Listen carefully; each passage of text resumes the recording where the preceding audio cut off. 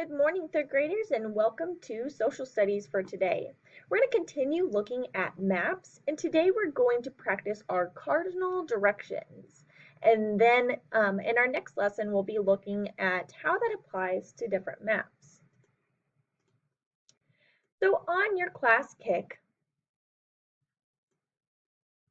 you can see the cardinal and intermediate directions. Now there are 4 cardinal directions that are shown on this compass rose. This item right here is called a compass rose. Sometimes on maps they will have this in the corner to show you where things are in a map and how to get your directions, how to get your bearings on a map.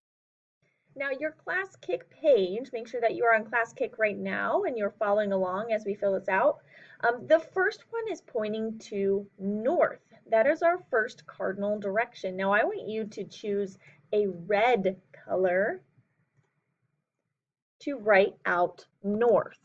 We're going to make our cardinal directions in red and then our intermediate in blue. Now, if we go straight down from north, we have south. The opposite of north is south.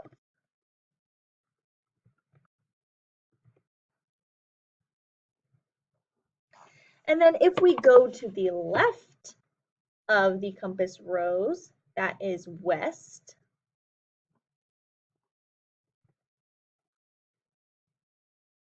And if we go to the right of the compass rose, that is east. Those are our 4 cardinal directions.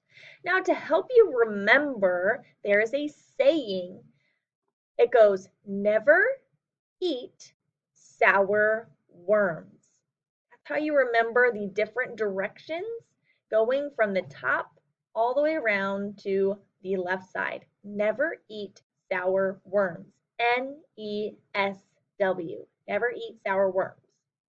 Now the intermediate directions are the directions in between. And when we are writing the intermediate directions, we always start with the north or south, and then we add in the west or east. So let's begin right next to the north and in between the east. That intermediate direction, make sure that you are coloring it blue, is northeast. It is one word, northeast. So we grab the north or the south, that goes first, and then the second one goes afterwards. So now let's go between south and east. Now when we're writing our intermediate directions, either north or south comes first. So we're going to write south, east. So we have northeast, southeast. Now we'll move to the next one, south and west. Put south first, make it one word.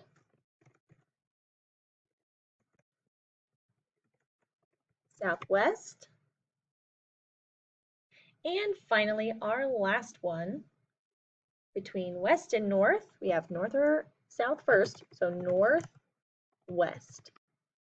These are all of our cardinal directions. You can start practicing these, memorizing the northeast, southwest, and the directions of those. Wherever you're going, see if your car has an N or a label of what direction you are going. If you are traveling somewhere over Thanksgiving break, see if your mom or your dad will let you hold the phone and see if you can tell if you are going north, south, east, or west. We'll be practicing these in following lessons.